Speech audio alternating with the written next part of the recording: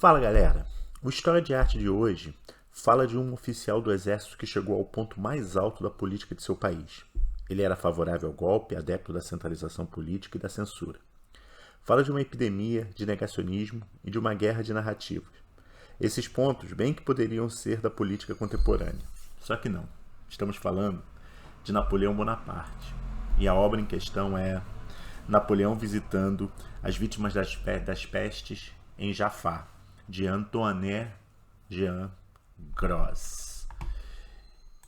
A história desse quadro ela começa em 1799, quando Napoleão Bonaparte tomou a decisão de reunir 13 mil soldados e invadir a cidade de Jaffa. Na verdade, ele queria deslocar o seu exército mais para o interior do território para alcançar um ponto, uma posição estratégica privilegiada para dar mais um passo no seu objetivo, que era tomar dos ingleses a sua principal colônia na época, a Índia.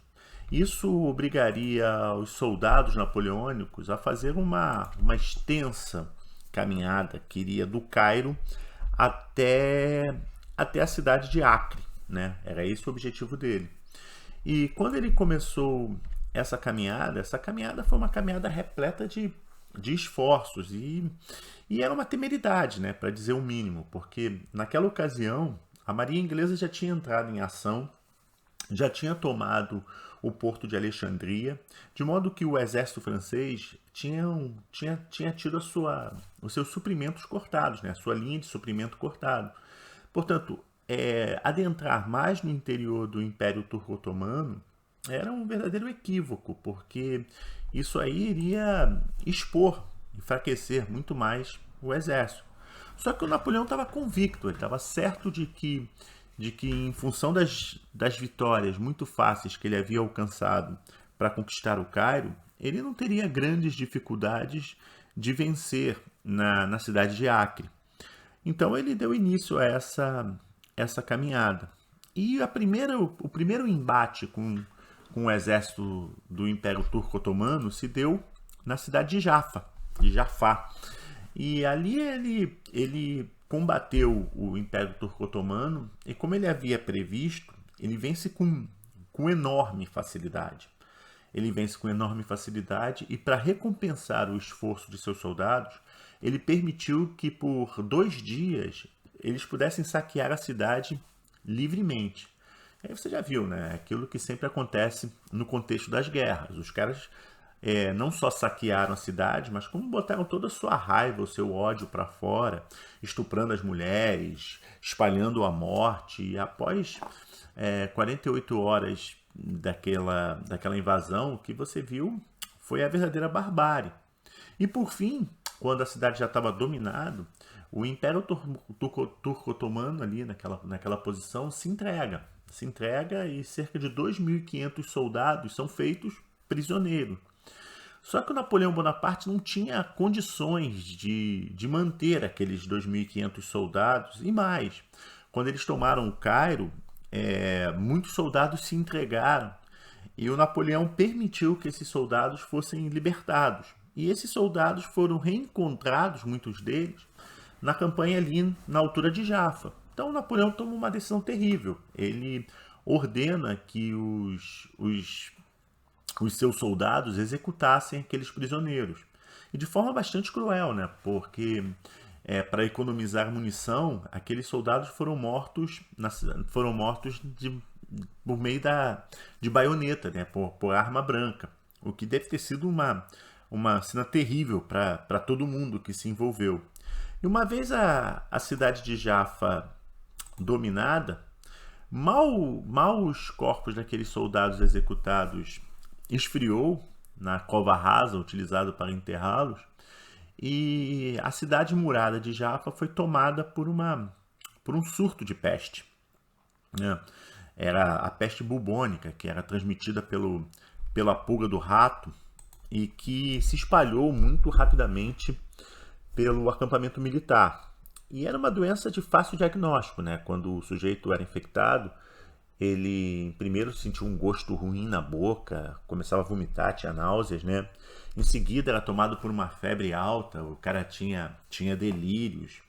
Depois da febre alta vinha a grande marca dessa doença, né? Porque surgiam caroços debaixo das axilas e na virilha. Eram caroços azulados que cresciam, cresciam. Em dado momento, esse caroço estourava, liberando um pus, tornando tudo ao seu redor muito fétido, muito fedido. E o Napoleão prontamente, né, mobilizou o seu corpo de cientistas, entre eles engenheiros, para que improvisassem ali um hospital, que foi feito num mosteiro, né, no de mosteiro de São Nicolau, um mosteiro de arquitetura islâmica, bem islâmica, armênia.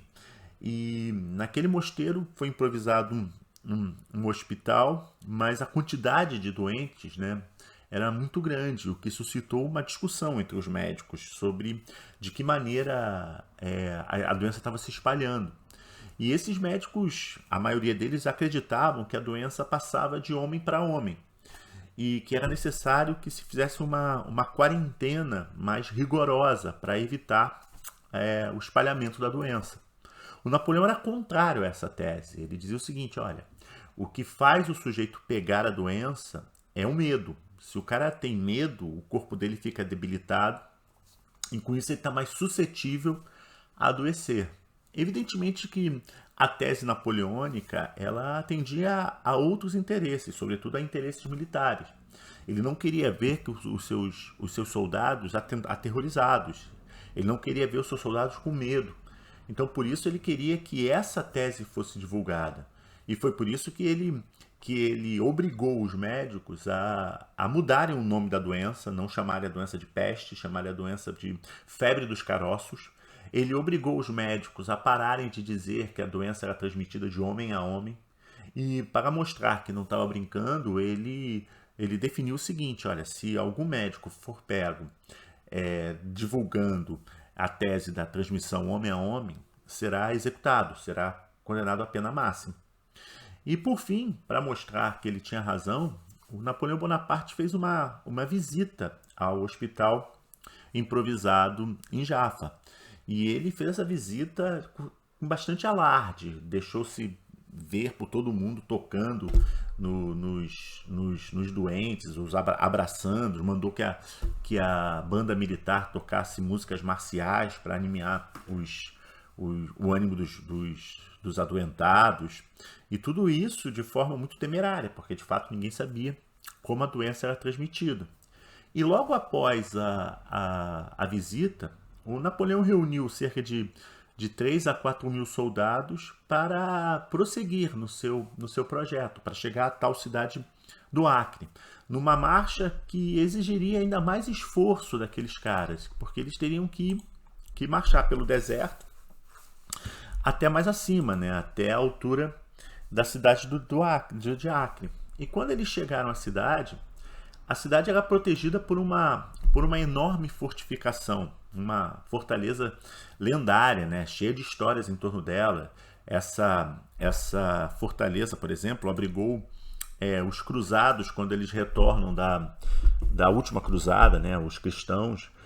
Tinha uma lenda em torno dela que dizia que a mais importante torre dessa fortaleza fora construída com as 30 moedas que Judas recebeu para trair Jesus Cristo. Mas mais do que as histórias lendárias em torno dessa muralha, era o comandante, né, o Ahmed Jafar. Jassar.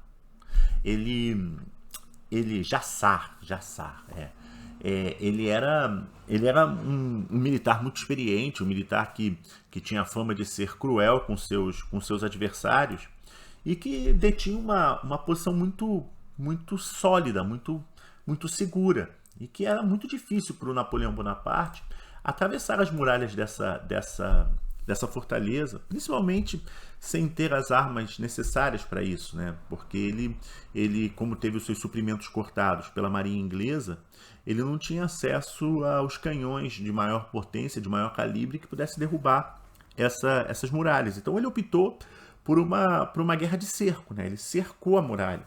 Só que como essa fortaleza ela ficava à beira-mar, né, com boa parte das fortalezas, os ingleses acabavam abastecendo os soldados do Império Turco-Otomano, o que tornava o cerco inviável. Então Napoleão tentou algumas incursões suicidas, alguns soldados escalaram, tentaram invadir, até que começou a aparecer os primeiros doentes por conta da peste no Acre, né? nessa região. O que fez Napoleão chegar à conclusão mais óbvia de todas, que tomar aquela cidade, tomar aquela fortificação era inviável. Então ele resolveu bater em retirada. E quando ele volta para a cidade de Jaffa, ele já estava certo de que aquela campanha era um verdadeiro fracasso. E para não reforçar esse fracasso, ele ordenou que a cidade de Jaffa fosse toda incendiada, que se pegasse o máximo de necessário que fosse possível para o retorno ao Cairo. E por fim, ele toma uma decisão que é bastante polêmica. Ele ordena ao chefe do corpo médico, né, que ele aplicasse uma dose letal de ópio nos doentes. O que para ele era uma medida humanista, porque ele diz o seguinte: olha, é melhor que esses doentes sofram uma eutanásia do que caiam nas mãos dos turcos. E essa foi o que ele vendeu.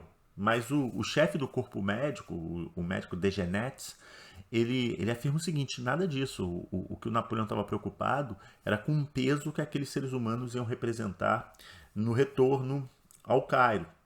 Ainda assim, a dose letal foi aplicada em muitos dos soldados adoentados, e Napoleão retorna ao Cairo numa viagem bastante complicada, né? Eles pegam o deserto em pleno verão, havia uma falta de água, e os poços que eles encontravam eles estavam contaminados com sanguessuga, que dentro da água eles tinham o tamanho de um pelo de cavalo. Então o sujeito bebia aquela água, a sanguessuga entrava pelo pescoço, grudava ali na garganta da pessoa e começava a sugar, e se tornavam vermes adultos dentro do corpo da pessoa. E era insuportável, porque coçava a garganta, as pessoas vomitavam, era terrível. Para completar, como quase uma maldição da deusa Sekhmet, eles foram pegos em meio em tempestades de areia, que eram chamadas de Kamsen.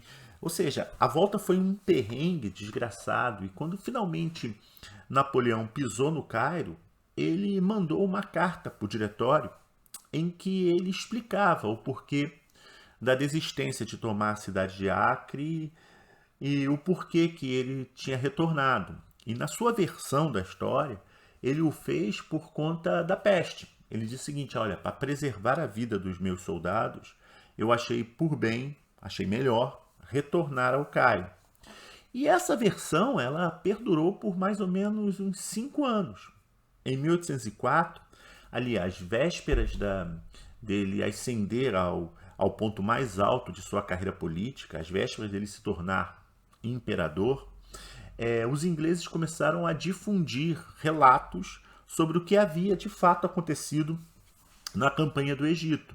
E o Napoleão ficou mega preocupado com isso, porque isso poderia ferir a sua imagem, especialmente ali, às vésperas da realização do plebiscito, né, que ia dar a sua aprovação e, de certa forma, legitimidade popular à sua decisão de se tornar imperador.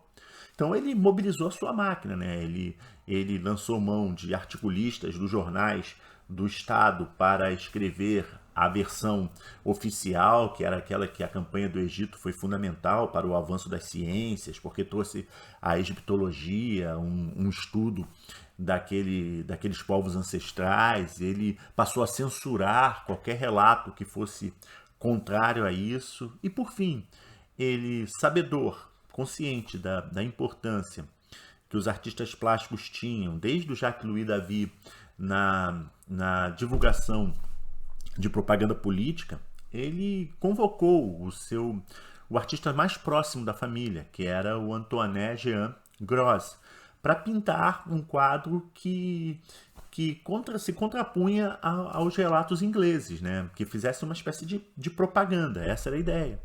E o quadro pintado é esse que está na tela. É o Napoleão visitando os doentes da peste. E é um quadro sensacional, é uma obra-prima do Gross, né? É uma obra-prima em que a gente pode ver alguns detalhes dele que são bastante importantes. O primeiro é a composição, né? Uma composição em que o cenário é marcado por um fundo formado por 3 arcos, né? E esse fundo marcado por 3 arcos, arcos da arquitetura bem islâmica, né? Com aquela um arco pontiagudo que eles chamam em arco em forma de ogival, né? Que remete até uma recuperação da Idade Média, ou também arco em forma de... eu esqueci o nome. Enfim, essa composição remete ao mestre do Gross, né? Que é o Jacques-Louis David, né? Que faz um dos quadros mais famosos, né? O Juramento dos Horácios, tem a mesma composição. Você vê um fundo em forma de 3 arcos, né? Você vê aqui que é a mesma composição, e com detalhe, para reforçar a ideia, uma ideia certamente nacionalista. Você vê aqui no centro do principal arco, né, uma bandeira da França, né, uma bandeira da França em meio à fumaça, em meio às muralhas de Jaffa perfurada pela artilharia francesa. E mais abaixo na composição, o Gross fez uma espécie de semicírculo, né, formado ali pela parte mais baixa da tela, pelos corpos adoentados. Você percebe que na parte mais baixa da tela, esses corpos adoentados que formam um semicírculo que levam até o Napoleão Bonaparte, que está bem no centro, e você percebe que há um aumento da luminosidade de acordo com a aproximação de Napoleão Bonaparte. E bem no centro, né, da tela, você nota que todos olham para o Napoleão, né? Diversos personagens ficam olhando para o Napoleão. Talvez o personagem mais dramático seja esse cego que se apoia no lado direito da tela, né? Esse cego que se apoia numa pilastra para alcançar Napoleão. E na parte mais clara, né, quando o que dá destaque é Napoleão Bonaparte, você vê o Napoleão tirando a luva, né, para tocar no médico, para tocar num doente que levanta o braço, né, para tocar na axila, onde ficavam os bulbos, né, os tais caroços azulados, né. Quando Napoleão faz isso, prontamente, né, ele mostra que tem uma coragem, está querendo mostrar que não se abala, que não tem medo de pegar a doença. Ao contrário de outros que estão na cena. Por exemplo, você vê aqui no fundo um militar, né, que a seta está mostrando, o militar fugindo do lugar por causa do cheiro, do medo de adoecer. E mais ao centro você vê o médico, né, o chefe do corpo médico, segurando o braço do Napoleão, tentando detê-lo, né? Tentando impedir que ele toque, porque era uma temeridade. Por fim, você vê atrás do Napoleão um oficial com a mão no rosto, né? Com um lenço no rosto, talvez por conta do cheiro, ou provavelmente querendo evitar o contágio. E é engraçado que esse militar tem uma história, né? Esse militar, ele era um desafeto do Gross. Ele era um cara que o Gross não gostava. E aí ele, para fazer uma espécie de piada, porque o rosto tá bem evidente, dá para ver quem é o cara, para fazer uma espécie de piada, ele coloca esse sujeito como um covarde, né? E na verdade tudo isso aí é uma grande guerra de narrativa, uma grande propaganda. Uma propaganda que vinha bem a calhar ali naquele momento em que Napoleão estava prestes a se tornar imperador, porque ele remete a uma memória que os franceses tinham do que eram os reis, né? Porque na verdade o que Napoleão está criando é uma nova dinastia, a dinastia Bonaparte. Ele só dá um nome de imperador para que se diferencie das antigas monarquias. E isso aqui cai numa tradição, né? Numa tradição que remete a outros mestres da pintura, como por exemplo o Caravaggio. Aliás, a pintura do Gross, ele é muito semelhante, usa uma das técnicas claro e escuro que a gente vê no Caravaggio. E aí você vê aqui uma cena bíblica que que é o São Tomé tocando nas feridas de Jesus Cristo para ter certeza de que ele havia de fato morrido. Mas talvez a cena mais icônica seja essa do El Greco, que você vê Jesus Cristo tocando um cego para curá-lo. E esse é o ponto. Quando você vê a obra do Greuze, quando você vê Napoleão visitando as vítimas da peste, é claro que Napoleão não quer chegar ao poder como eram os monarcas, os reis taumaturgos, que tinham o poder de tocar os doentes e curá-los. Mas quando o sujeito vê aquele quadro, remete a isso. Então, essa propaganda ela é perfeita em diversos aspectos, porque ela rebate os ingleses e cria essa áurea mítica que Napoleão precisava para alcançar o império. E, por fim, com essa obra, o Greuze ele meio que se separa do neoclassicismo e se torna um dos gênios da pintura, porque ele aponta para o futuro, ou para um novo modelo de artes plásticas, que é o romantismo. Ele morre após a queda de Napoleão Bonaparte. Na verdade, ele se suicida se jogando no Rio Sena. Bom, é isso, cara. O Napoleão visitando as vítimas da peste está no Museu do Louvre, e quando vocês forem, vale a pena dar uma olhada com mais atenção. Beleza? Um abraço, galera.